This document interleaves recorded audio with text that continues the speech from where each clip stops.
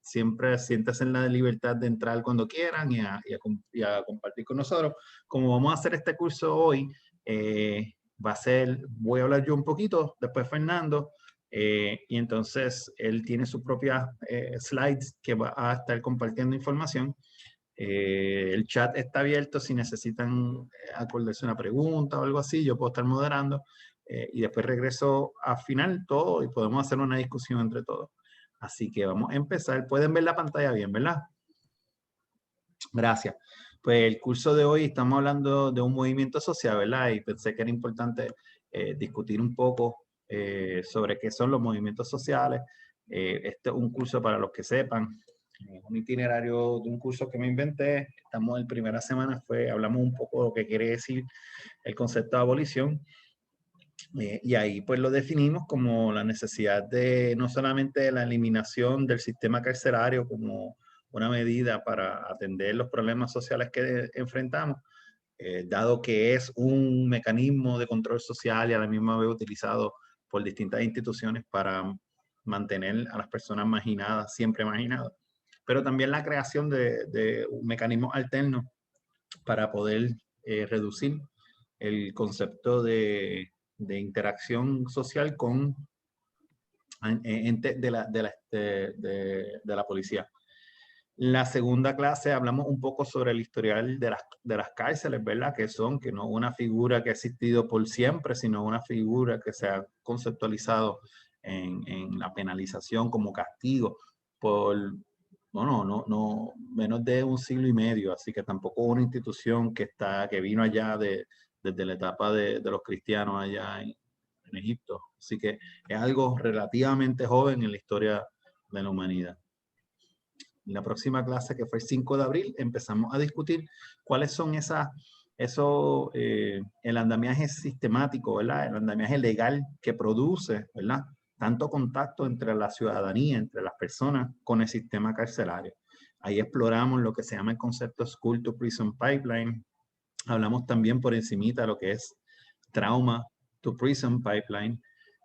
También exploramos The War on Drugs, la guerra contra las drogas y el efecto que ha tenido eso en las comunidades marginadas. Y identificamos distintos componentes, ¿verdad? ¿Qué es lo que está ocurriendo para que entonces existan tantas maneras de que uno diariamente puede interactuar con el sistema y cómo el gobierno ha elegido también criminalizar cierta conducta a expensas de otra conducta, cómo ha hecho una determinación valorativa de a quién vale la pena perseguir y a quién no. Les dije también en esa clase de la estadística de que en Puerto Rico uno es 73 veces más probable de que sea acusado de apropiación ilegal en vez de ser acusado por el mismo delito, bajo una ley especial llamada el Código de Ética, ¿verdad? Que sería lo de corrupción. Así que 73 veces más probable que acusen a una persona por llevarse algo menor de $200 que esa misma conducta en el gobierno. Así que ya vemos, hay grandes disparidades tradicionales. En el 12 de abril discutimos cuál es la situación dentro de las cárceles y por qué las cárceles están como están y cómo podemos hacer para modificarlas de una manera para reducir la cantidad de personas que están ahí adentro. Allí hablamos de el delito de apropiación ilegal, de cómo a propósito se mantiene el valor de los bienes bajito para que entonces pueda más gente exponerse a la cárcel, etcétera y etcétera. Perdóname, el derecho a fianza y cómo el derecho a fianza tradicionalmente mantiene a las personas pobres presas, mientras la persona que tiene dinero casi nunca va presa. Y cómo son las reglas de juego están diseñadas también como que para perpetuar este tipo de continuidad, de arbitrariedad, no, sino de discrimen y cómo se perpetúa. La clase pasada, pues hablamos cuáles son los efectos, ¿verdad?, de una persona y el impacto que tiene el andamiaje jurídico puertorriqueño, y por encimita hablamos de Estados Unidos, y cuáles son las consecuencias de haber sido convicto. Así que, ¿qué pasa con esa persona cuando sale de la cárcel? Hablamos, pues, de la cita del Tribunal Supremo de Puerto Rico que dice que en Puerto Rico no hay discrimen, ¿verdad? Por condición de haber sido encontrado culpable, porque básicamente ellos se lo buscaron. Es una condición autoinfligida. Y ya saben muy bien de las conversaciones que hemos tenido previamente de que no es algo autoinfligido. Hay muchas personas que son arrestadas porque han sido o viven, ¿verdad? Durante el año, la década pasada lo vimos mucho bajo mano dura, ¿verdad?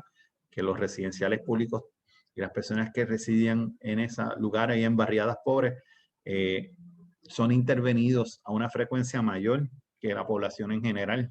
Por tanto, las probabilidades de que exista un arresto a una población particular es mucho más alta que otra. La conclusión de la jueza, ex jueza del Tribunal Supremo, ignora por completo la realidad de cómo se implementa la política pública en Puerto Rico.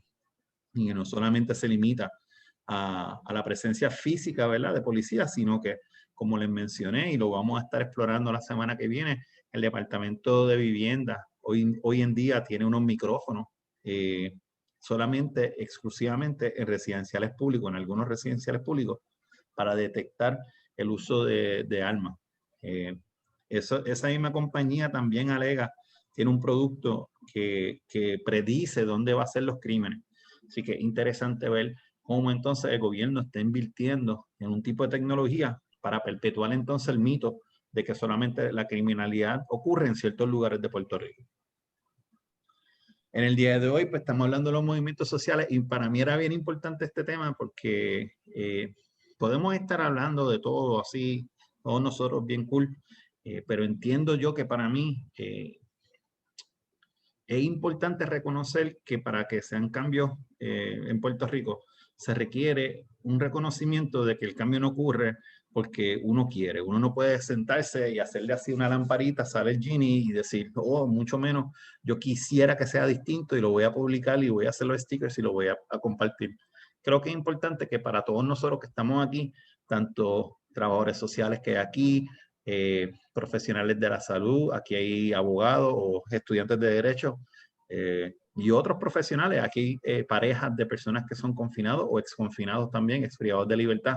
Así que todos nosotros somos miembros de una comunidad mucho más grande. Y yo creo que los cambios duraderos que uno quiere no ocurren de la noche a mañana. Y por eso yo invité a Fernando, que Fernando no solamente entiendo yo que es una de tus especialidades, ¿verdad?, de movimientos sociales, sino que también ha hecho análisis y ha hecho trabajos colaborativos con personas en Puerto Rico que son unos duros, que yo respeto muchísimo, la COLE y otros grupos que Fernando ha no solamente estudiado desde el marco teórico, sino que también en lo práctico ha visto cómo distintos movimientos en Puerto Rico han podido nacer y en algunos casos no son tan efectivos como otros, y las comparaciones que puede traer desde prácticas, sino también teóricas.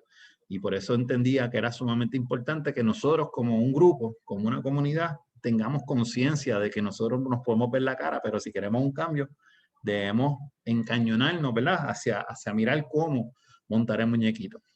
Nada, y la semana que viene, tecnología y movimiento social, no quiero seguir hablando de esto. Vamos a invitar entonces a empezar esto para entonces tirarnos al medio.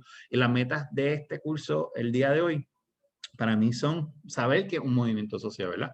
Conocer un poco sobre el historial de qué son los movimientos sociales, explorar si existe, ¿verdad?, algún tipo de movimiento social y obviamente nosotros como grupo solamente tener una reflexión. O sea, obviamente no estamos aquí para definir qué es lo que vamos a hacer, pero ciertamente que ustedes en su espacio tengan la oportunidad de salir de aquí con ese entendimiento. Les compartí con ustedes algunos artículos que podrían observar si quieren. Aquí, Uprising in Abolition, es una entrevista de la doctora Angela Davis que le hizo con NPR. La doctora Lilian Coto Morales habla de la crisis y movimientos sociales. Eso es un artículo de prensa bastante relativamente corto. Y los últimos dos son guías, ¿verdad?, que se han creado para cómo es que distintas organizaciones han montado, ¿verdad?, un andamiaje para seguir e instruir a las comunidades. Como siempre, estos son materiales para que tengan No hay ninguna expectativa de que ustedes lo hayan leído, pero siempre es bueno pues mirar para atrás y decir, lo tuve, yo tengo un email por ahí de eso. Logrando cambios. Para mí es bien importante reconocer la fuerza del pueblo, ¿verdad? Yo creo que todos los que estábamos en Puerto Rico y fuera de Puerto Rico, todo el mundo que ha pasado por Puerto Rico o ha tenido alguna conexión con nosotros, creo que esta imagen es bastante significativa. Para los que estaban aquí en algún momento, si estuvieron en ese revolú, pues bienvenidos, somos muchos. Si no estuvieron, también se pueden recordar que esto no ocurre todos los días en Puerto Rico. Y escogí este evento porque, les voy a ser bien sincero, esto salió de un muchacho que la idea, yo caí en el grupo de organización porque un muchacho empezó a hablar con una abogada y la abogada convocó una reunión de personas en el colegio de abogados. Y en el colegio de abogados se llamaron a distintos sindicatos para que comparecieran, para asistir. El muchacho no quería salir públicamente diciendo que él convocaba, sino que él decía que era el pueblo el que convocaba. Y eso creó mucha ficción entre el mundo sindical que siempre está reclamando, ¿verdad? Diciendo esto lo estamos haciendo nosotros para darle visibilidad a la lucha, mientras el muchacho, que bastante joven él, decía que no, que esto es del pueblo y no iba a haber ningún spokesman y no iba a haber nada. Cosa que pues fue bastante inusual para tanto los organizadores de Puerto Rico que han trabajado en esto miles de veces, con lo que él entendía que era la nueva tendencia post-millennial Gen Z, tipo social media, cosa que resultó en, si no fue 500,000, fue mucho más de esas personas que cerramos 4, 6, 8 carriles en 2 direcciones por un tramo de casi media milla, que es bastante significativo.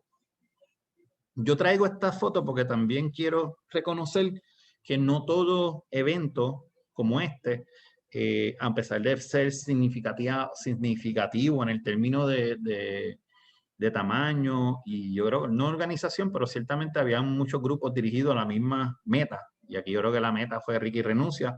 Ciertamente eso se logró. Y ahora estoy hablando yo, en mi carácter personal, no le quiero poner palabra a nadie. Yo sé que Fernando me puede corregir en confianza y cualquier otra persona.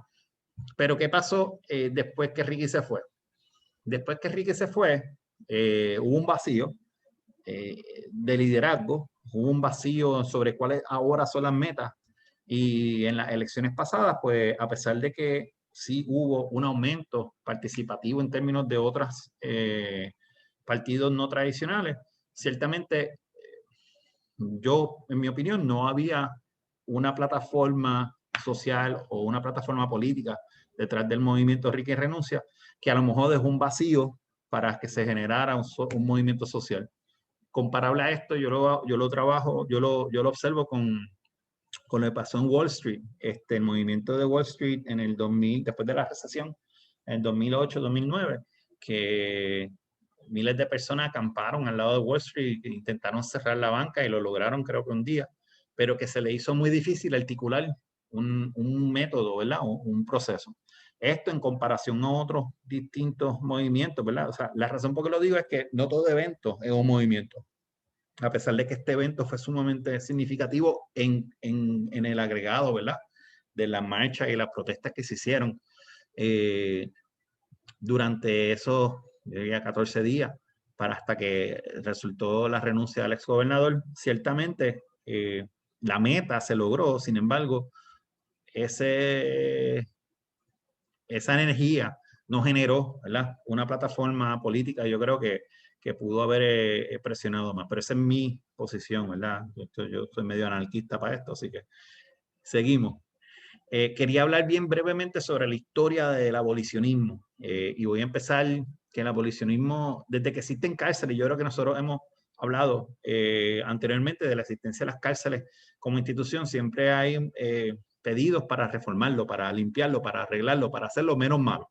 Sin embargo, estaba buscando y hasta en el 1944 uno de los candidatos presidenciales estaba solicitando pues que se cierren las cárceles como institución como tal, ¿verdad? Él entendía que no hay necesidad de pasar a una persona por tanta crueldad. Les recuerdo que ya para 1844 en Estados Unidos no muchas cárceles estaban siendo utilizadas para castigar, estaban siendo para detener personas de antemano. Así que no estaba instituido como lo se concibe ahora, lo que es una cárcel, sino que para este tiempo todavía, si existía, era muy poco en el norte. Para este periodo todavía la cárcel principalmente se utilizaba para detener personas antes de ser juzgados. Y ya habían llamado para ese tiempo. Los próximos eventos más significativos en Estados Unidos se rondan en Ática y en Walpole, que fueron unas protestas lideradas por personas privadas de libertad. Ática en Nueva York, Walpole, si no me equivoco, es en Ohio. Dos instituciones correccionales que básicamente hubo motines y hubo huelgas de parte de los prisioneros exigiendo mejores condiciones de salud, mejores condiciones educativas, mejores accesos a comida, a salud, cosas que hoy en día pues se toman por cierto porque sabemos que son así en todos los momentos, pero sí generó una conciencia colectiva en los Estados Unidos sobre las condiciones infrahumanas que estaban sufriendo los confinados para ese tiempo. Y de la revuelta de Ática salió el primer libro, Thomas Mathanes, que habla de la política de abolition, que está ahí, lo puse. Y posteriormente, luego de la protesta en Walpole, es que sale el próximo escrito, ¿verdad?, sobre Instead of Prisons, que es el Handbook para abolicionistas. Los menciono porque Angela Davis cita a esas dos fuentes como la zapata, ¿verdad?, del movimiento en Estados Unidos. La doctora Angela Davis y Ruth Wilson Gilmore entonces crean lo que es Critical Resistance, que es la primera organización dirigida con el propósito para eliminar The Industrial Prison Complex. Recuerden que Angela Davis no solamente ve el efecto de las cárceles como un mecanismo de control social, específicamente un mecanismo racista basado en supremacía blanca, sino que también lo une al capitalismo, diciendo de que las cárceles están diseñadas para proveerle economías, ingresos y trabajo a una población particularmente que son de blanco. Por eso ponen las cárceles en lugares remotos donde hay personas blancas sin empleo, y para mantener a esas personas empleadas crean cárceles, arrestan negros y los envían a esas comunidades. Y entonces pues ella lo ve desde el punto de vista también de que el capitalismo produce parte de esta necesidad de continuar encarcelando personas específicamente en un sistema que produce la disparidad que produce. Luego de esto, pues vemos muchos otros movimientos. Prison Activist Resource Center, uno de ellos, Black and Pink, que tiene un enfoque, ¿verdad?, LGBT para la defensa de personas trans, con la meta también de la abolición. A nivel internacional comienza el International Conference on Penal Abolition, y uno de los temas importantes, o por lo menos es reconocer, ¿verdad?, los movimientos anarquistas y antifascistas a nivel mundial, que como metodología no les caen bien en el Estado, así que ven las prisiones como una extensión del Estado. Por tanto, ellos no han creído en las cárceles, pero son un grupo fuerte, porque también es algo que no se habla mucho, pero no son tan organizados o no tan bien vistos, ¿verdad?, por la historia de Estados Unidos, pero han sido a nivel mundial muy efectivos en tratar de mantener ese mensaje. En Puerto Rico, bien brevemente, discutimos en un momento el Partido Socialista de Puerto Rico. Para los que recuerden, hablamos que el Partido Socialista sale de lo que era el Partido Unión. El Partido Unión era el que quería la unión permanente o el anexionismo en Puerto Rico.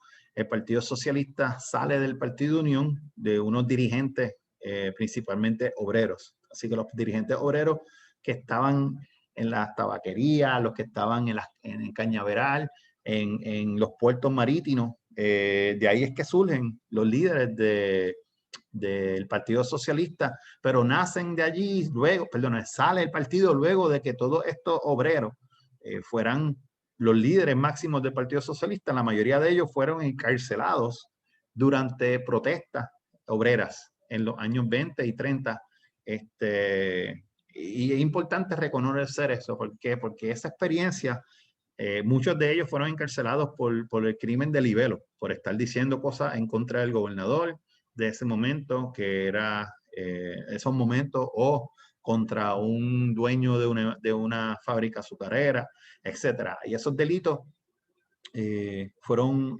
procesados muchas personas, y muchas personas, específicamente trabajadores o líderes obreros, y las condiciones que ellos sufrieron fue tan significativa que entonces, al ellos salir, parte de la plataforma del Partido Socialista era hasta la eliminación de las cárceles como institución. A mí me sorprendió mucho leer eso, lo leí del libro de Fernando Picó. Entonces, pues cierro con Fernando Picó, porque Fernando Picó, para los que no sepan, un historiador, cura jesuita, experto en, yo creo que 38.000 temas, pero también era una de las personas que creó un programa dentro de las instituciones penales de Puerto Rico, y hablaba mucho sobre la necesidad de repensar el concepto de cárcel para hacer uno en donde se le dé en efecto la necesidad o la oportunidad a las personas encarceladas. Aquí debería también añadir la demanda de Pérez Jiménez, el caso Morales Feliciano. ¿Cuáles son los libros de Picó? El día menos pensado, Mili. El principal del doctor Fernando Picó, que habla sobre las cárceles. Hay otros, pero este es de las cárceles. La demanda Morales Feliciano fue la demanda que se instó en los años 70 por un grupo de confinados en La Princesa, que hablaba sobre las condiciones infrahumanas que existían, y ese caso duró en la Corte Federal creo que 38 años. Así que un caso, si no el más largo de clase que en el sistema federal, uno de los más largos, que era para atender las condiciones infrahumanas que existían. Y así que eso es otro mecanismo de cómo la historia de Puerto Rico pues tiene unas similitudes, ¿verdad? En Puerto Rico no hubo un Ática, sino que hubo una demanda civil. Bueno, hasta aquí yo llegué porque quería a Fernando que nos instruya. Y entonces, con mucho gusto, Fernando, mira a ver si tú puedes conectarte con el share. Me das a saber. Sí. Ok. Yo me voy a poner en mute y estoy atendiendo el chat. Okay. Tienes que darle share a tu pantalla. Ok, ahora. Vamos a ver.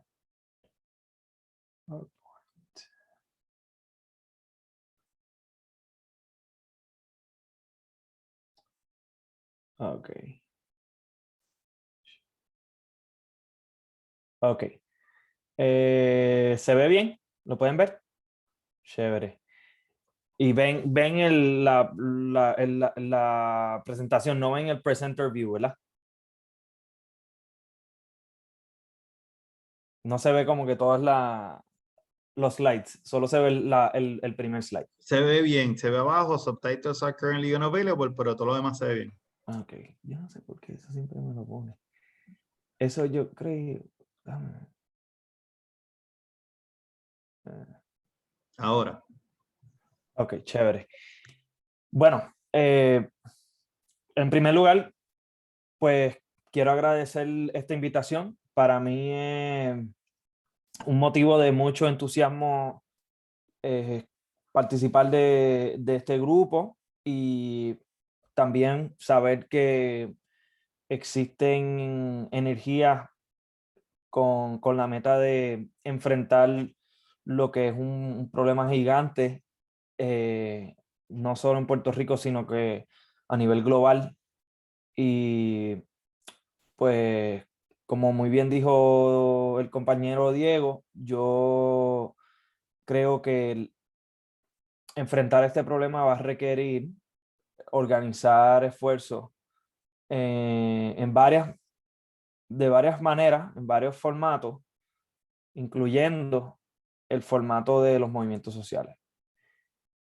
Y yo voy a abundar un poco de por qué los movimientos sociales como vehículo de cambio, y les quiero hablar también de la serie de teorías que han surgido para tratar de entender cómo surgen los movimientos y cómo logran ejercer un impacto político y de política pública.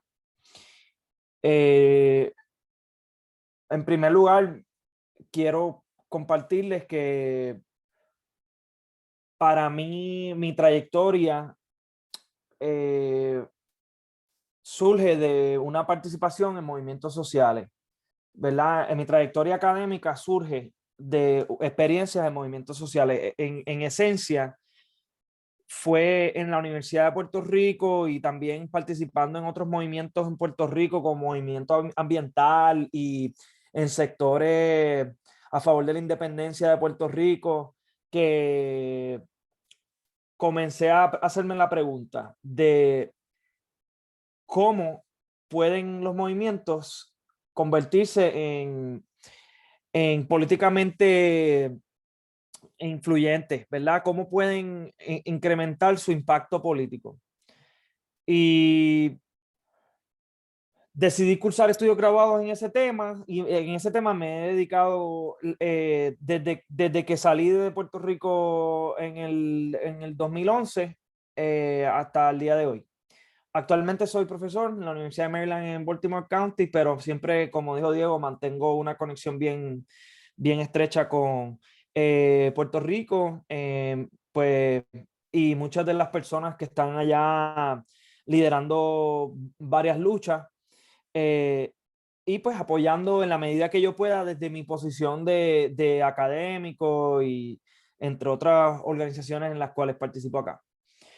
Esta foto que les incluyo en esta en este primer slide, es una foto que se tomó en una de las confrontaciones que se dio en Ferguson, Missouri, para el 2014 y surge por el asesinato del joven Michael Brown a manos de la policía y que desata lo que ahora es un movimiento muy poderoso y muy amplio y a nivel con un alcance global. Yo no escribí mi tesis sobre este movimiento. Yo escribí más sobre los movimientos transnacionales, la solidaridad internacional, pero antes de acabar la tesis ya me había empezado a adentrar al tema de el movimiento Black Lives Matter y después de terminar mi PhD me mudé a la ciudad de San Luis por 2 años, hice un postdoctorado allí estuve involucrado en investigar el tema del movimiento Black Lives Matter, el tema de... Y en la medida que el movimiento fue evolucionando desde una postura más reformista hacia una postura más abolicionista, fui yo también evolucionando con el movimiento. Y bueno, volveremos a este movimiento, pero quiero primero presentarles qué es un movimiento. ¿A qué nos referimos con eso? Un movimiento social se ha definido como una colectividad con algún grado de organización, continuidad temporal y el uso de medios no institucionales, o sea, cosas que no sean como las elecciones, etcétera, sino que protestas, ese tipo de medios no institucionales de acción colectiva con la meta de promover o resistir algún tipo de cambio social. Hay mucho debate sobre qué es un movimiento, cómo debemos definirlo, y eso se debe reconocer, pero varias definiciones de los movimientos sociales comparten una serie de características y son las siguientes. Como les dije, hay poco consenso, pero las características compartidas entre varias definiciones de los movimientos sociales son que estos movimientos están orientados hacia el cambio. Estos movimientos retan o defienden alguna estructura institucional. Los movimientos son entidades colectivas, no individuales. No existe tal cosa como un movimiento que sea compuesto de una sola persona. Son colectivos. Los movimientos tienen algún grado de autonomía del Estado. O sea, el Estado no puede formar un movimiento. Un movimiento guarda algún tipo de distancia del Estado. El Estado puede crear condiciones para la creación o la represión de movimientos pero los movimientos tienen algún grado de autonomía del Estado y tienen algún grado de organización, o sea, son colectividades organizadas, no son modas, aunque los movimientos pueden impulsar modas. Los movimientos varían mucho y algunas de las maneras en las que varían los movimientos incluyen el tipo de cambio que buscan, ¿verdad? Hay algunos movimientos que están más orientados hacia cambios y reformas, mientras que hay otros movimientos que están más orientados hacia cambios más transformadores y revoluciones. Y existen movimientos que trabajan en ambos planos. Inclusive, se ha argumentado que el movimiento Black Lives Matter es uno de estos movimientos que trabaja en ambos planos y que eso es parte de una tradición de liberación negra, específicamente del feminismo negro, que ha buscado reformas de política pública como vía y mientras busca ya esfuerzos de transformación social más abarcador. También los movimientos varían en torno a la solidaridad que los genera y los sostiene. Algunos plantean que los movimientos son motivados por intereses, ya sean económicos, normalmente económicos, a eso se refieren, mientras que otros plantean que los movimientos están motivados más por cuestiones de valores. Y eso se puede trabajar, eso es un debate muy amplio, pero es una de las maneras en que se diferencian movimientos. Algunos han dicho que pues, tradicionalmente los movimientos se conceptualizaban como los movimientos de la clase trabajadora, que se organizaban en torno a una serie de intereses de clase y que en la medida en que iba surgiendo una clase media a nivel global, empezamos a notar movimientos que estaban más preocupados con cuestiones como el ambiente. Esto lo plantea el politólogo Engelhardt y en una serie de artículos. Eso se ha retado mucho porque hay quienes plantean que el ambiente también es una cuestión de clase y no solo una cuestión de clase, sino que también una cuestión de raza. O sea, existe el racismo ambiental, lo hemos visto en Puerto Rico y lo hemos visto en los Estados Unidos y de ahí surge uno de los grupos más importantes, de las coaliciones más importantes dentro del movimiento ambiental, que son los grupos de justicia ambiental, entre los cuales existen grupos en Puerto Rico como Boricuá, Guayquiá, entre otras colectividades. Y también los movimientos varían en torno a su composición interna. Hay movimientos que enfatizan la diversidad de identidades, la inclusividad de diferentes grupos y personas, mientras que hay otros movimientos que están más enfocados en o liderados por élites o que apuestan a la homogeneidad como mecanismo para asegurar la sustentabilidad de un movimiento. Eso es un debate enorme también en torno a los movimientos. ¿Qué no es un movimiento? Un movimiento no es un hashtag, aunque eso es un mecanismo que utilizan los movimientos. No es una petición online. Eso es un mecanismo, una táctica muy frecuentemente usada. De hecho, acaba de salir un libro interesante sobre ese tema. Creo que es Democracy by Petition. El hashtag como abolicionista es una herramienta. Y una herramienta muy poderosa. O sea, Yo no Black veo Lives el Matter sticker empezó en la como un lista, hashtag. así que yo voy a decir que el sticker puede ser un movimiento. Puede ser un representativo de un movimiento, pero el movimiento es la colectividad. Incluyen piquetes, protestas, marchas, pero eso son tácticas. Los ejércitos no son movimientos, aunque hay movimientos que logran militarizarse y que buscan militarizarse. Las agencias de gobierno, diferentes tipos de agencias que se crean, comisiones, o como por ejemplo en Puerto Rico, la coalición científica no es un movimiento, entre otros tipos de agencias y organizaciones. Los cabilderos no son movimientos. Y algunas personas confunden lo que es el movimiento social con el fenómeno de la inmigración o el éxodo. Eso tampoco es movimiento, aunque hay movimientos de migrantes, movimientos muy importantes y podemos hablar más sobre ello. ¿Por qué estudiar los movimientos sociales?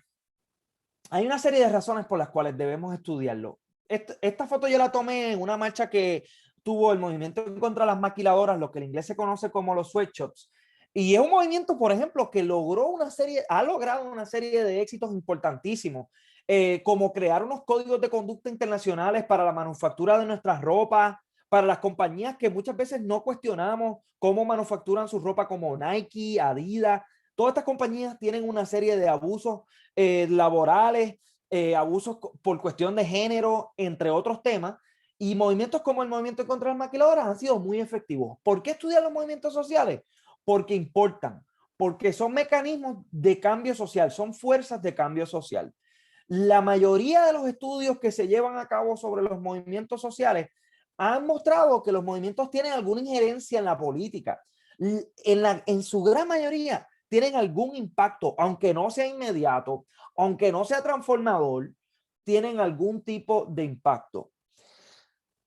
Aunque se debe reconocer que hay quienes plantean que los movimientos sí importan, pero no importan tanto como otros vehículos de cambio político, como por ejemplo lo son los partidos políticos, los grupos de interés. Ahora bien, hay trabajos muy importantes sobre la relación entre los movimientos y los partidos políticos, y es algo que se tiene que seguir trabajando en Puerto Rico, especialmente cuando pensamos en los mecanismos por los cuales se podría canalizar los esfuerzos de activistas que surgieron en eventos como el movimiento en contra el movimiento por la renuncia de Ricardo Rosselló. ¿Cuáles son algunas de las teorías más importantes que han buscado entender cómo surgen y cómo logran ejercer impacto político los movimientos sociales? Voy a empezar por las de abajo, que son las más tradicionales. En la academia norteamericana se han enfatizado tres teorías mayormente. Hay otras teorías y podemos hablar sobre ellas, pero las tres más reconocidas son la teoría de los marcos de lucha, cómo se marcan las luchas, los discursos que se utilizan para definir los problemas. Vamos a hablar más de eso. Las estructuras de oportunidades políticas, vamos a hablar más de eso. Eso se refiere al ambiente en el cual surge un movimiento, el ambiente político. Y la movilización de recursos. También hablaremos más de eso. Eso se refiere a los recursos que pueden movilizar el movimiento. Y eso incluye dinero, pero también incluye personas, incluye organizaciones que movilizan esos recursos. Hay una tradición que surge del feminismo negro, del feminismo mestizo y del feminismo decolonial, que ha sido muy crítica de estas teorías de movimientos sociales que surgen en la academia norteamericana, y han apostado a la importancia de la solidaridad, específicamente una solidaridad inclusiva, no una solidaridad entre hombres, trabajadores, no, una solidaridad transversal que incluya personas que vengan de diferentes grupos sociales y que trabajen sus diferencias. No necesariamente que traten de resolver sus diferencias.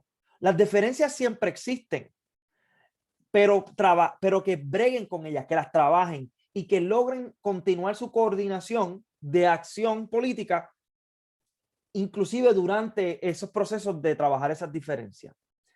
Y podemos hablar un poco más de eso. Una de las cosas también que plantea estas teorías más decoloniales de los movimientos es que los activistas son pensadores también y que tienen pensamientos teóricos que también nos ayudan a entender por qué surgen y cómo logran impacto político los movimientos sociales. Hay un debate enorme sobre si se deben o no diversificar los movimientos sociales o si es mejor que sean entidades más homogéneas.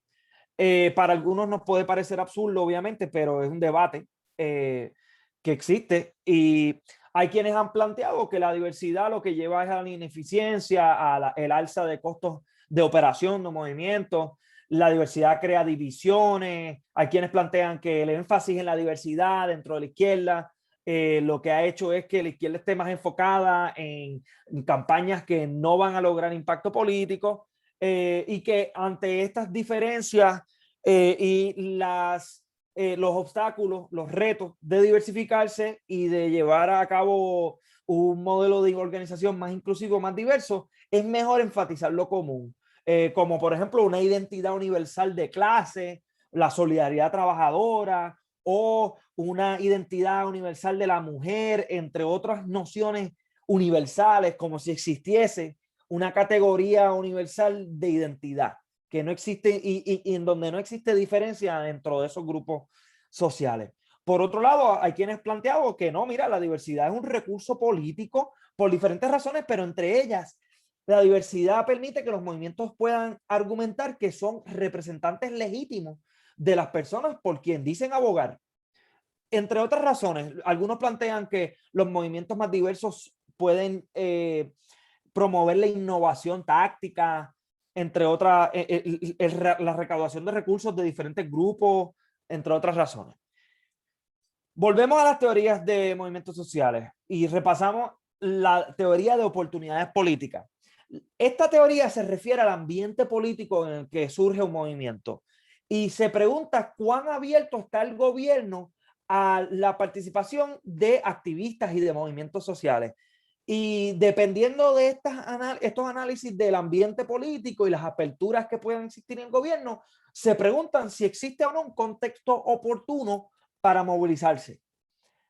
Específicamente, cuando hablamos del ambiente político, hay nuevamente debate, pero algunos de los elementos que se han identificado como que importan en ese ambiente político incluyen cambios en el plano electoral, como hemos visto en el año 2020, en el cual han surgido una serie de nuevas candidaturas, una serie de nuevos vehículos políticos, y esos cambios en el plano electoral crean aperturas en el ambiente político para la injerencia de movimientos sociales. Otro elemento de este ambiente político es la capacidad que tiene el Estado de reprimir. Sabemos que en Puerto Rico tiene una capacidad muy amplia. Y no solo en Puerto Rico, sino que en los Estados Unidos también. Hay quienes plantean que las habilidades que los movimientos tengan de trazar alianzas con grupos élites, de las élites sociales, también es una manera en la cual los movimientos pueden aprovechar un ambiente político y crear oportunidades. También los conflictos entre élites pueden crear aperturas en el ambiente político.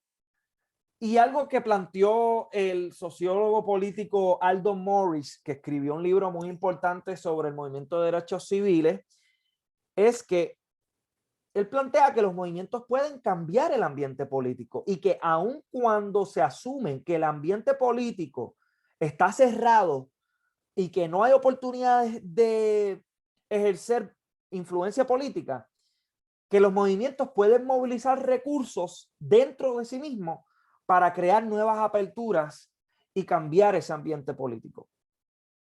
Y eso es lo que plantea que Aldo Morris, que hizo el movimiento de derechos civiles los 50 y los 60 en los Estados Unidos, una de las razones por las cuales él entiende que ese movimiento tuvo un impacto político en los Estados Unidos con una serie de reformas en temas de los derechos del elector, de derechos civiles, entre otros temas. Eso nos lleva al próximo tema, que es la movilización de recursos. Hay quienes plantean que la habilidad que tengan los movimientos de movilizar recursos, no solo monetarios, sino que también organizativos, tiene un impacto sobre la habilidad que tienen los movimientos de ejercer influencia política y de sostenerse. Las organizaciones, esa infraestructura organizativa es importantísima para los movimientos. ¿Por qué?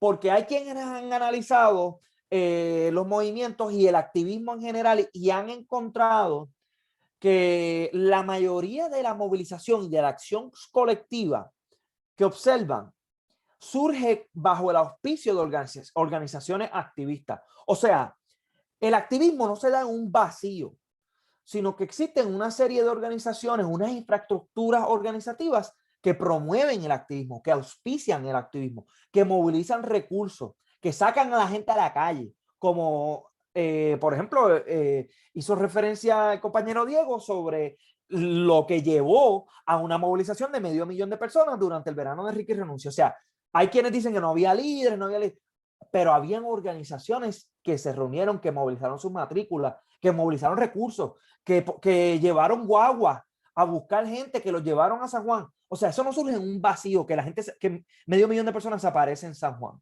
Habían ya infraestructura organizativa. Estas organizaciones son importantísimas porque además de movilizar a la gente, promueven el liderazgo. Y como han planteado Harry Hahn, Marshall Ganz, Aldon Morris, las organizaciones son bien importantes porque ayudan a mover a personas que simplemente apoyan un asunto a convertirse en personas que movilizan a otras personas y organizan sobre un asunto. O sea, que no es lo mismo que una persona diga en una encuesta, sí, yo creo que debemos abolir las prisiones y la policía, a que esa persona se convierta en una persona que movilice a otras personas y que organice acción colectiva. Y ese tipo de transformación de simplemente ser una persona que apoya un asunto a una persona que moviliza a otro, es algo que suele suceder dentro de organizaciones que promueven ese tipo de liderazgo, que entrenan a su gente. La teoría del enmarque de los asuntos ha planteado que la manera en que nosotros entendemos un asunto puede movilizar a la gente y que los movimientos pueden desarrollar unos esfuerzos conscientes y estratégicos con la meta de modelar nuevas maneras compartidas de entender el mundo, sus problemas y de legitimar y motivar la movilización. Cómo nosotros entendemos un problema tiene mucha injerencia sobre la capacidad que tengamos de enfrentarlo y de las soluciones y de las políticas públicas que vamos a desarrollar para enfrentarlo. En ese tema se ha escrito mucho, incluyendo el trabajo de John Kingdon, el trabajo de Benford and Snow, entre otros, pero ha sido una teoría muy estudiada en los Estados Unidos. De hecho, una compañera puertorriqueña, Alessandra Rosa, escribió una tesis muy buena que está abierta al público para que la lean, egresada de la Universidad de Fayú bajo la supervisión de Jorge Duani, un académico puertorriqueño, en donde aplica la teoría del enmarque al movimiento estudiantil en Puerto Rico. Una tesis muy interesante. Y de eso podemos hablar mucho porque fue partícipe y he escrito mucho sobre este tema. Vamos entonces a hablar un poco más de lo que es el tema de la protesta en nuestros tiempos y específicamente el activismo antirracista. Una de las cosas que quiero que ustedes vean es que en los pasados 5 años, 4 o 5 años, desde la elección del presidente Trump, hemos observado un alza en la participación en protestas en los Estados Unidos. Un alza dramática. O sea, estamos hablando de que entre 21 a 31 millones de personas han salido a la calle a protestar. No es que están en la computadora o no es que están llamando, no, están en la calle protestando. Se han dado más de 60,000 protestas desde el 2017. Y como pueden ver, estas protestas han tenido sus episodios. Hay momentos en donde hemos observado mayor participación política. Entre ellos, el verano pasado, en donde surge, cuando surge un levantamiento social por la violencia racista que se está observando y que se lleva observando en los Estados Unidos desde que se funda la nación norteamericana. ¿Cuál es la meta de estas protestas? El colectivo del Crowd Counting Consortium ha identificado que durante la era de Trump, el racismo y la policía fueron los dos asuntos que más movilizaron personas y protestas. O sea que estamos viviendo un momento en donde hay unos recursos, una participación prolongada, hay una serie de aperturas y un interés amplio sobre el tema del racismo. Y pues un momento oportuno para este tipo de activismo. Las oportunidades se tienen que aprovechar. Solo porque existan no significa que los movimientos van a ejercer impacto político. Las oportunidades, hay que desarrollar trabajo para aprovechar estas oportunidades y estas aperturas. Otra cosa que le quería mostrar es que estas protestas se dieron de una manera bien dispersa sobre todos los estados de los Estados Unidos. O sea, no es una serie, no es un movimiento por la justicia racial que solo surge en espacios urbanos o en las élites costeras o en los lugares donde hay mucha gente negra. No, este movimiento fue un movimiento con un alcance global. Uno de los esfuerzos que estoy llevando a cabo es hacer un censo de todas las organizaciones que están involucradas en este tema de Black Lives Matter, y esto bien temprano, o sea, todavía estoy trabajando este tema y falta mucho por incorporar a esta visualización, pero como pueden ver, detrás de estas protestas hay organizaciones que están movilizando gente. El activismo no solo se limita a las fronteras nacionales. Es bien importante contextualizar el activismo como algo que trasciende fronteras. Y eso es algo que yo trabajé mucho en mi tesis de doctorado.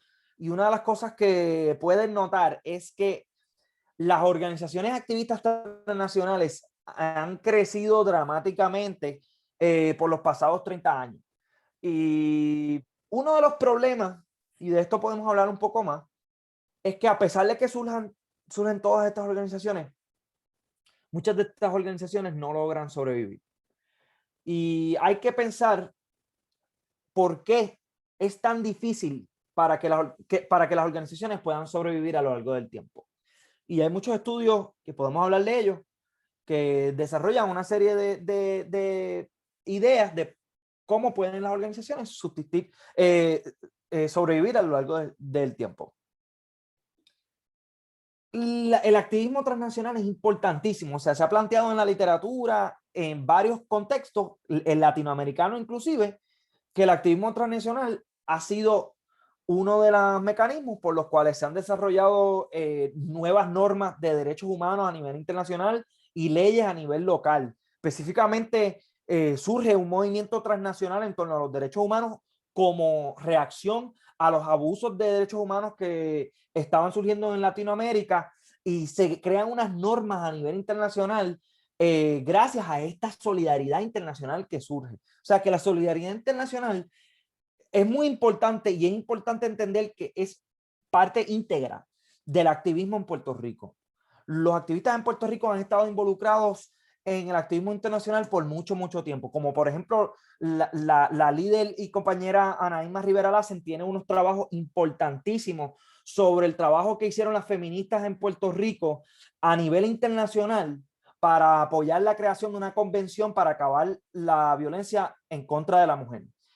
Y la mujer puertorriqueña tuvo una injerencia muy importante. También los activistas ambientales en Puerto Rico tuvieron una injerencia importantísima sobre el movimiento ambiental a nivel internacional. Eso está documentado. O sea que el internacionalismo y la solidaridad internacional es parte de nuestra historia activista en Puerto Rico, y debería seguir siéndolo por la importancia y la inyección de energía que eso trae a las luchas en nuestros contextos. Para ir finalizando esta conversación y entablar una conversación con ustedes, quiero también traer el tema al contexto de Puerto Rico, ¿verdad? Y hablarles un poco de por qué en Puerto Rico existe, en mi opinión, un ambiente muy oportuno para desarrollar más fuerzas políticas en contra del racismo y a favor de nuestras ideas abolicionistas. Se han desarrollado una serie de encuestas en Puerto Rico que han mostrado que Puerto Rico tiene unos índices de desconfianza de la policía altísimos. O sea, 50%, más de 50% de la población no confía en la policía, y esto ha ido incrementando a lo largo del tiempo. Para el 95 solo era 43%, ahora estamos a más del 50% de la población. Esos números a algunas personas le importan mucho, para algunos es suficiente como para pedir la estadidad. Yo entendería que debería ser suficiente como para exigir unos cambios, y si no, una abolición de la policía. 78% de la población en Puerto Rico piensa que hay corrupción en abundancia en Puerto Rico.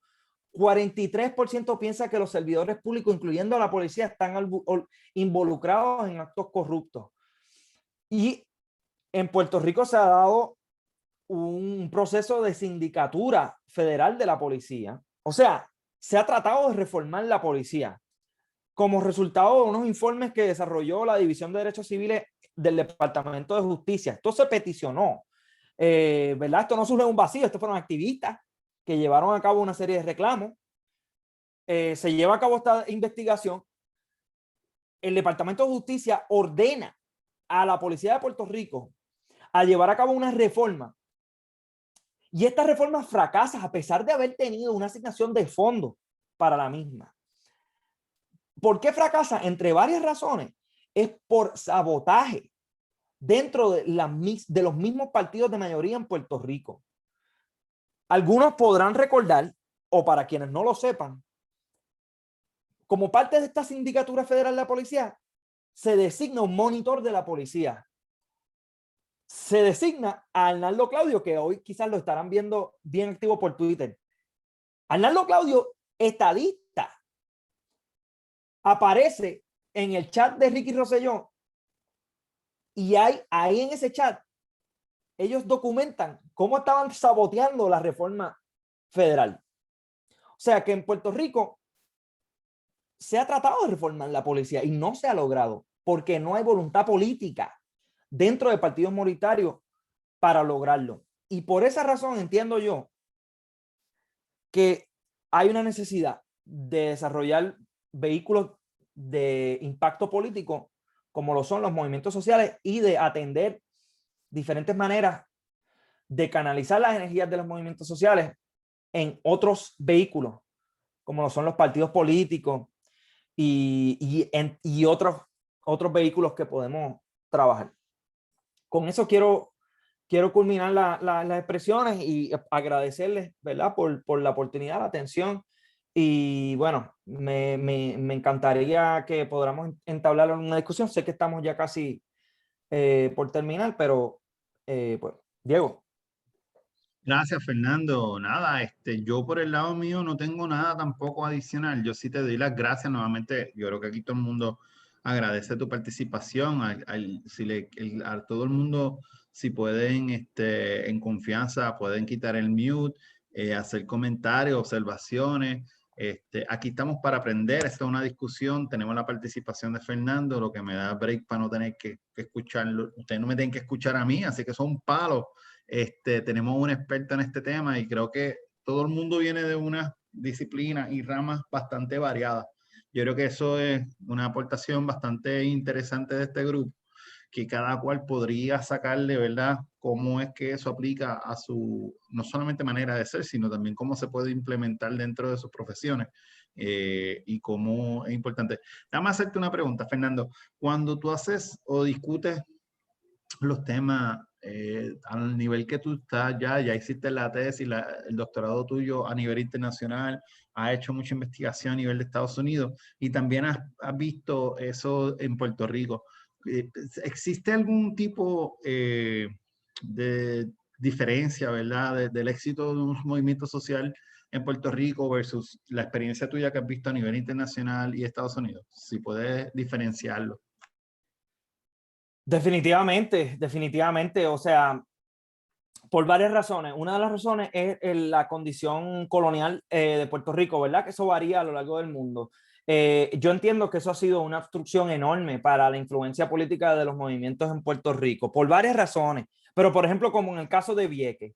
En el caso de Vieques, el movimiento en contra de la Marina ya había logrado convencer a casi todos los sectores de la política puertorriqueña, pero no fue hasta que nuestro soberano decidió retirar a su marina que se logró el éxito. O sea, eso es un obstáculo enorme. O sea, aquí no solo hay que convencer y movilizar para lograr victorias a nivel local, nacional, sino que también hay que ir a donde el soberano. Eso es una obstrucción enorme. Eso es una razón. Otra razón es la cuestión electoral en Puerto Rico. Puerto Rico tiene un sistema electoral antidemocrático y eso hay que recalcarlo. Y eso ha sido una obstrucción enorme para lograr la influencia política, porque pues una vía de influencia política y es una vía que está en Puerto Rico obstruida. Y hemos logrado algunas victorias, pero de darse una reforma electoral en Puerto Rico, las victorias podrían ser mucho más grandes. Y bueno, hay un montón de otras razones, pero otra razón era, bueno, hay varias otras razones y podemos trabajarlas, pero podemos comparar, por ejemplo, el tipo de levantamiento que se da en Puerto Rico con el levantamiento que se da en Chile para la misma fecha, 2019. Chile termina con una reforma constitucional. O sea, la constitución que tenía Chile, una constitución que se había desarrollado durante la dictadura de Pinochet, y logra una reforma constitucional que con una serie de garantías de derechos civiles, derechos humanos y derechos laborales y económicos. O sea, y Puerto Rico, como tú bien observas, no logra ese tipo de impacto político. ¿Por qué?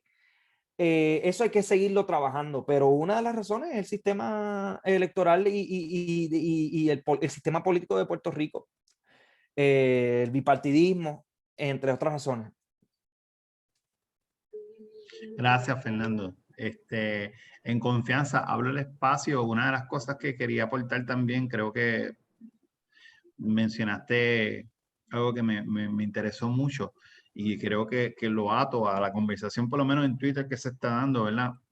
Del resurgimiento de la importancia de la diáspora. Creo que en los últimos años hemos visto desde María para acá una diáspora mucho más activa. No estoy diciendo que no era activa, porque siempre ha sido activa, pero ciertamente más vocal, exigiendo mucho más, haciendo alianzas con distintos grupos en Puerto Rico. Y quería haber dado, como dijiste, ¿verdad? El soberano hay que convencerlo también o presionarlo básicamente para que existan estos cambios. ¿Qué tan importante sería en tu posición, ¿verdad? La continua flujo de ideas, apoyo, etcétera, de la diáspora. Importantísimo, o sea, estamos hablando de que la diáspora tiene un historial de estar involucrada en estas luchas y de unos lazos de solidaridad con movimientos que pueden ayudar a las causas que nosotros estamos trabajando y que nosotros podemos ayudar a sus causas también. Y en la medida en que nosotros podamos trazar lazos solidarios, yo entiendo que podemos incrementar nuestro impacto político. Y yo entiendo que la diáspora es un puente para poder trazar esos lazos y trabajar esos lazos. Esos lazos se tienen que trabajar. La solidaridad es un esfuerzo que nunca culmina. No es un logro estático que tú logras en un momento dado y por el resto de los días vas a mantener una relación con otros movimientos, otros grupos. O sea, toma tiempo, toma muchas veces dolor de cabeza y yo entiendo que la diáspora ha contribuido muchísimo a desarrollar esos lazos internacionalistas, a conectar nuestras luchas. Por ejemplo, en el tema del ambiente, la diáspora ha hecho un trabajo importantísimo en conexión con activistas en la isla, en el archipiélago de incorporar la importancia de la autodeterminación de los pueblos sobre los procesos, dentro de los procesos de enfrentar nuestros problemas del ambiente. Y eso ha sido un principio de justicia ambiental que se desarrolla por esas contribuciones de la diáspora puertorriqueña junto a activistas puertorriqueños en colaboración con las poblaciones indígenas en los Estados Unidos y en otras partes de América, ese enfoque en la autodeterminación. O sea que han incluido en plataformas internacionales estos reclamos que surgen de Puerto Rico y pues son un vehículo importantísimo para esa solidaridad.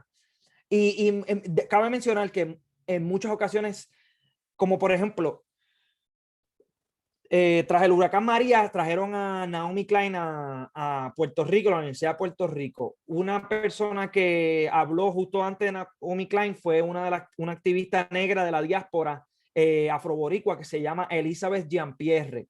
Esta charla está en YouTube. Yo les recomiendo a todo el mundo que la escuche. Elizabeth plantea que la diáspora sufre un dolor que surge de muchas veces un rechazo que han sufrido dentro de círculos activistas en Puerto Rico y que eso se tiene que trabajar, ese rechazo a la diáspora, a la participación que debe tener la diáspora sobre los procesos de toma de decisiones en Puerto Rico, sobre el futuro de Puerto Rico. O sea, la diáspora se convierte en diáspora como resultado de tomas de decisiones en Puerto Rico, pero ahora algunos sectores en Puerto Rico plantean que no debe participar la diáspora de tomas de decisiones, a pesar de haber sido afectada por esas tomas de decisiones. Yo entiendo que eso es injusto y por lo tanto debemos hacer eco de expresiones como la de la compañera Elizabeth Jean-Pierre, que ha sido una líder en esos temas, no solo dentro de la diáspora puertorriqueña, sino que a nivel internacional dentro de varias organizaciones de justicia ambiental. Gracias, Fernando. Lo digo a propósito, yo creo que lo de la diáspora, hemos visto a los que estamos activos en Twitter, hemos visto ese rechazo, cómo se ha manifestado en distintos conceptos, y te agradezco que hayan mencionado a Elizabeth. Nuevamente, cualquier persona que quiera hablar, si no, yo sigo aquí hablando, chilling. Mi esposa está también al frente mío, ella me está mirando y dándome temas también que yo puedo tirar al medio con Fernando. Pero Alice, levantaste ahí la mano, así que gracias, sí, mete sí, mano. sí. Bueno, primero que nada, gracias, Fernando, ¿verdad? Y contigo repasé unas cuantas cosas.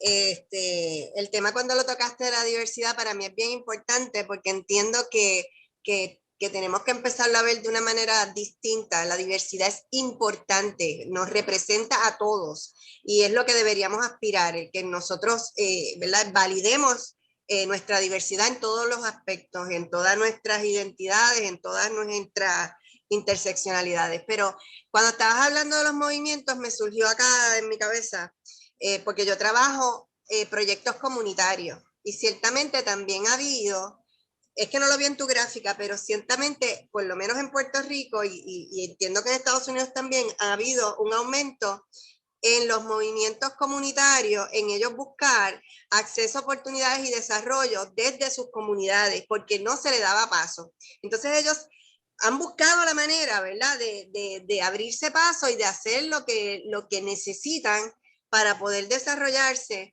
Y obviamente le da el espacio que no tenían de tener una voz, ¿verdad? Y de que finalmente se han escuchado de alguna manera. Quizás tenemos el ejemplo de Vieques y Culebra, pero tenemos muchas barriadas, ¿verdad? El Caño Martín Peña, tenemos muchos sectores en Puerto Rico que se han abierto paso y tenemos excelentes proyectos a nivel isla que vienen desde los pueblos, como serían los que está haciendo Casa Pueblo en Adjunta, ¿verdad? Y tenemos allá un grupo de movimientos de mujeres empresarias que tiene que ver con la agricultura, que también es un tema importante, ¿verdad? La sustentabilidad alimentaria, que me parece que también es un movimiento que se está dando con mucha fuerza. Y bueno, tú hablaste de la parte del ambiente, porque la parte de cero basura, que es uno que también ha cogido mucho auge y que las comunidades han ido absorbiendo de todos estos movimientos para sus movimientos, Ujú, que también es algo importante ahí. definitivamente yo estoy completamente de acuerdo contigo y yo veo una energía importantísima dentro de estos esfuerzos a nivel comunitario por movilizar y por buscar diferentes tipos de cambio social. Y he tenido conversaciones con colegas como lo son Giovanni Roberto, involucrado en el Centro de Apoyo Mutuo en Caguas, en el casco urbano de Caguas y en las Carolinas, y él me contaba que durante los días del verano 2019, la misma gente que iba repartiendo comida días antes, meses antes, años antes, esos días salieron a movilizar. Y es importante ver que estos grupos comunitarios son grupos que no solo se enfocan en su propia autonomía alimenticia, en su supervivencia ante la serie de crisis y desastres que hemos vivido, sino que también esos grupos y esas organizaciones han tenido se han desbordado en otras luchas y vienen de desbordarse de otras luchas y que han trazado una serie de historias y que traen esas historias. Esas historias son lecciones para atarlo con algo que dijo Diego. El historiador puertorriqueño Fernando Picó tiene un análisis de la huelga de la Universidad de Puerto Rico del 1981 en el libro Las Vallas Rotas, en donde él plantea que uno de los impactos más importantes de ese movimiento estudiantil fue las lecciones que se llevaron los estudiantes de esos procesos de lucha, lo que él le llama la pedagogía de la huelga. Y a mí eso me parece bien importante que nosotros enfaticemos ese tipo de pedagogía, de aprender la democracia, de aprender el activismo por medio de participar en ella. Y que en Puerto Rico hemos visto eso a través de diferentes esfuerzos. Lo vimos después del verano del 2019 con la formación de asambleas de pueblo. Lo vimos después de María con la creación de nuevos grupos de apoyo mutuo. O sea que completamente de acuerdo con la importancia de estos grupos comunitarios por varias razones, y voy a dar una última razón. Estoy desarrollando una investigación sobre el huracán María y entre varias cosas que he identificado es que las organizaciones comunitarias están asociadas con una reducción en la probabilidad de haber fallecido durante el desastre del huracán María. O sea, estas personas estuvieron involucradas en salvar vidas. Estos grupos estuvieron involucrados en salvar vidas. O sea que un papel importantísimo en Puerto Rico, especialmente cuando se vive la negligencia del gobierno con estas comunidades. Gracias, Fernando. Gracias, Alice, por ese comentario. Voy a coger pon con lo que dijo mi esposa acá. Perdóname, Juan, ¿querías decir algo? Veo que habías quitado Sí, buenas tu noches. confianza. Saludos. Saludos. Sí, yo tenía una pregunta, ¿verdad? A ver si el profesor podía. Con relación a cómo los medios de comunicación tienen influencia en los movimientos, sea para éxito o fracaso de algún movimiento. Importantísima esa pregunta, Juan. Y vamos a hablar de ambas, ¿verdad? ¿Cómo pueden impactar los movimientos negativamente y cómo pueden contribuir al activismo de los puertorriqueños? Te voy a dar primero la negativa.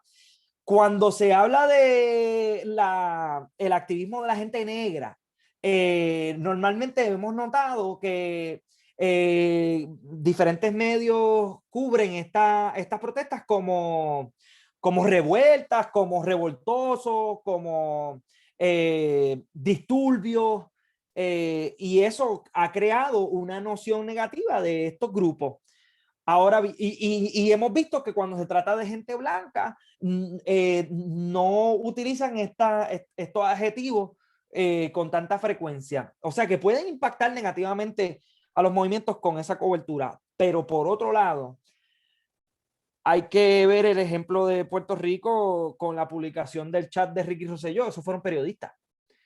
Y ese trabajo de periodismo investigativo en Puerto Rico ha sido importantísimo para motivar y alentar diferentes esfuerzos activistas como resultado de la información que hemos adquirido por medio del periodismo investigativo en colaboración con colegas abogados como el Luis Torres Asensio, que colabora con el Centro de Periodismo Investigativo. O sea que los medios pueden tener un impacto bien importante, bien positivo. Gracias. Algo también que quería mencionar, Diego, sé que ibas a decir algo, pero algo que me mencionó, algo que me recordó lo que dijo la compañera Alice, es que las comunidades deben estar involucradas en el liderazgo de los movimientos, y eso ha sido una de las cosas que se ha planteado en las teorías más interseccionales de solidaridad en los movimientos y en las teorías decoloniales. Las comunidades pueden y deben hablar por sí solas. En la medida que estas comunidades están representadas en el liderazgo de los movimientos, eso puede ayudar a las percepciones de los movimientos como entidades legítimas, como verdaderos representantes de estas comunidades y de quienes dicen abogar. Un ejemplo, en el caso del abolicionismo, es en la ciudad de San Luis, Missouri, donde yo residía, donde se da la revuelta por el asesinato del joven Michael Brown. Los activistas ahí crean una serie de organizaciones muy efectivas y una serie de campañas muy efectivas. Entre varios de los logros que obtienen, han logrado cerrar una cárcel que llevaba ya una serie de abusos en contra de los confinados ya bien documentados por mucho tiempo. ¿Cómo cierran esta cárcel? Por varios mecanismos, presión, movilizaron gente. Fue una campaña bien larga, se llama Close the Workhouse. ¿Quiénes lideraron esa campaña? Personas que estuvieron en esa cárcel, como Inés Bordeaux, entre otras personas. Lograron elegir a una nueva alcaldesa y la alcaldesa dijo, se le acabó el presupuesto a la cárcel. Y lograron nuevos asambleístas municipales que también han apoyado a cerrar la cárcel. O sea, la importancia de involucrar comunidades en estos movimientos es enorme, enorme. Ciertamente, yo creo que lo que han mencionado es sumamente importante y yo estoy bien agradecido que aquí, por lo menos Ruth, que siempre ha estado presente con nosotros, ella es pareja, si no me equivoco, de una persona privada de libertad, y hay otras personas que han entrado también, que han tenido esa experiencia y hacen sus aportaciones desde su mirada, que es distinta obviamente a la mía, que soy el abogado defensor. Yo trato de traer información y abrimos el espacio. Una pregunta de mi parte, no sé si será la última, ¿verdad? Pero nuevamente te agradezco el tiempo. Una de las cosas que han mencionado es, y Alice trajo, ¿verdad? La participación comunitaria. Entonces, si queremos, por ejemplo, mirar el ejemplo de salir de la ceniza en el sur de Puerto Rico, cómo es que esa comunidad empieza con una lucha ambiental, después de tierra, de cómo se están llevando los terrenos y cómo se utiliza el terreno, hay expropiaciones, resulta después que es una pelea de salud, también es una pelea por empleo, por agua, o sea, la palabra que mi esposa menciona es la palabra desgaste. ¿Cómo es que entonces, tú sabes, no solamente la comunidad, sino el mismo movimiento reconoce el potencial de que de repente tú en tu espacio ya estás peleando por todo? Y eso es bien similar a la amplitud que se le podría dar al concepto abolicionismo, ¿verdad? Uno dice abolicionismo, algunas personas piensan que la esclavitud ya no existe y después va para la pena de muerte, que hay otro concepto de abolicionismo. El concepto para cerrar las cárceles incorpora muchas dinámicas, ¿verdad? Hasta un punto uno está overwhelmed, ¿verdad? Hay tantas cosas que les caen encima, que es importante reconocer la palabra desgaste, cómo tratar de evitarlo, cómo mantenerse activo, ¿verdad? Productivo y eficiente, versus que de repente tenga una participación ya frustrada por derrotas. Mencionaste la dificultad que Puerto Rico enfrenta en su código electoral. Dado esas limitaciones, ¿cuál sería en tu experiencia ese tipo de... Porque no tenemos unos fondos, ¿verdad? ¿Sabes? No existe un barril ahí que tú dices vas a recibir anualmente una aportación económica segura. Así que nada, entre todos esos factores, ¿verdad? Resuelve ese problema. Dale, importantísimo. Y ¿por qué importa este tema del desgaste? Porque arriesgamos perder nuestros vehículos de movilización cuando nos desgastamos. Arriesgamos amplificar la voz de quienes se les suprime su voz. Y o sea que tiene unas implicaciones bien grandes este tema del desgaste y debemos, si no evitarlo, trabajarlo, ¿verdad? Porque el desgaste va a llegar o ya lo estamos viviendo. Pero hay una tradición bien importante dentro del feminismo que ha planteado la importancia del autocuido como un acto subversivo, un acto revolucionario, ¿verdad? En un sistema que conspira en contra de nuestra vida, la vida, ¿verdad? Preservar la vida, vivirla, es un acto subversivo. En el caso de Puerto Rico hay tantas cosas que conspiran en contra de nuestras vidas. La colonia, o sea, estamos hablando de, y esto lo ha trabajado la compañera Maricel Lobrón en un libro nuevo en contra de Puerto Rico, creo que se llama el libro. O sea, hay una necropolítica en Puerto Rico, esta política de la muerte en donde nosotros cuidarnos es ya un acto de por sí subversivo y es muy importante. Me parece que ¿cómo evitamos el desgaste? El autocuido es una manera, pero el autocuido no se debe ver como una práctica individual. Debemos concebir el autocuido como una práctica colectiva. O sea, he estado en círculos en donde hay personas que entran al activismo con una serie de privilegios, yo incluido, y que tenemos una serie de capacidades de autocuidarnos y medios para autocuidarnos que no tienen todos nuestros compañeros. Y por eso es importante siempre concebir y construir un autocuido colectivo y redistribuir recursos que aporten al autocuido de quienes no cuenten con esos recursos. Eso es algo que es importante recalcar. Otra cosa es que una de las cosas por las cuales la solidaridad es esencial es porque nos permite coordinar esfuerzos entre personas que tenemos diferentes tipos de destreza. Y por lo tanto, o sea, yo como individuo no me tengo que involucrar en una gama de bien amplia de esfuerzos, porque yo tengo una serie de aportaciones que yo puedo ofrecer y en coordinación a otras compañeras y compañeros podemos coordinar y esa otra compañera o compañero puede aportar otra serie de contribuciones. Y esa es la importancia de sostener lazos solidarios y de organizar esfuerzos y vehículos organizativos, esa infraestructura organizativa de la cual estábamos hablando que pueda permitir auspiciar nuestro trabajo a largo plazo. Yo entiendo que en Puerto Rico hay una necesidad bien grande de seguir apoyando estos esfuerzos y por mi parte ya he entablado conversaciones con compañeras con interés en este tema y bueno, ya hemos empezado a trazar ideas para recaudar fondos. Por mi parte, eso es una destreza que yo puedo aportar. Yo puedo escribir propuestas y quizás puedo ayudar a identificar fondos. Hay otras personas que tienen otras aportaciones importantísimas y debemos coordinar entre estos colectivos para evitar el desgaste y para incrementar nuestro impacto político.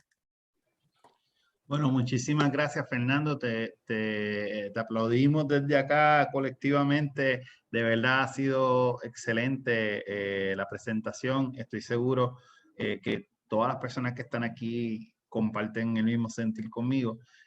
Así que nuevamente te doy las gracias por participar. Siempre estás bienvenido y te agradezco. La próxima vez tráete otra gente que esté ahí en Baltimore. Los conectamos a todos. Sé que hay mucho interés sobre este tema en particular porque muchas personas quieren, pero piensan que es un hashtag, ¿verdad? O un sticker, o algún tipo de concepto que a lo mejor pues no les llega el mensaje, pero nada, el punto es aprender y educarnos. Quería compartir también que Fernando mencionó a la profesora Marisol Lebrón, profesora de University of Texas, Catherine Marsh, que está aquí con nosotros en el chat, publicó el libro que hacía referencia a Fernando, que habla sobre la experiencia de los puertorriqueños post María, ¿verdad? ¿Cuál es el nombre? Vamos a verlo. Bilingüe el libro, Against Puerto Rico, Lessons from the Verano Boricua. Así que está disponible ahí. Y quería compartir también que la profesora Lebron nos va a estar acompañando la semana que viene.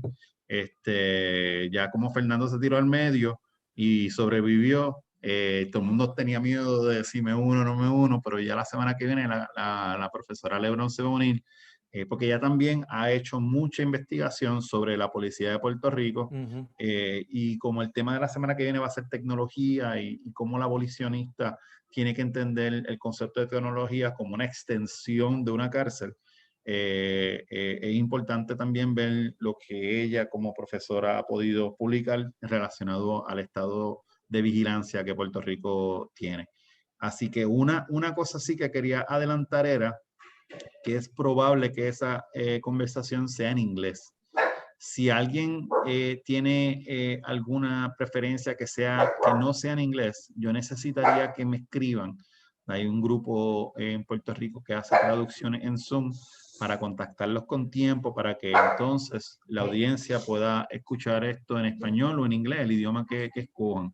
Sin miedo, por favor, escríbanme.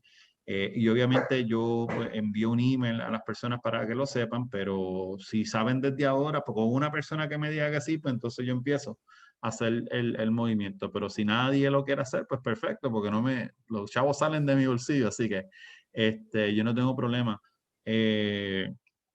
trayendo al recurso, pero si no es necesario, pues entonces no se trae. No tengo nada más que decir, sino que buenas noches a todos y a todas y a todes. Les doy un abrazo desde Puerto Rico cibernético. Espero vernos pronto en algún momento. Si alguien quiere compartir algo más, bienvenido sea. Yo voy a estar aquí. Fernando, si te quieres quedar, pues perfecto. Si no, estamos bien, no hay problema. Yo voy a apagar la grabación ahora. Y el resto del grupo, pues si se quieren ir, se pueden ir. Si se quedan, se quedan. Muchas gracias.